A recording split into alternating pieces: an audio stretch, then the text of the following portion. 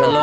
खुलुमबाय लोगोफोर गिबि गिबियावनो नोंथांमोनखौ आंनि YouTube चेनेलाव बरायबाय आसा खालामो नोंथांमोना गासिबो मोजाङै दङ आरो आंबो दासान्दि मोजाङानो दंथ'यो नाथाय जोंनि हादोरनि जा मोनसे अलखद सम जोंनि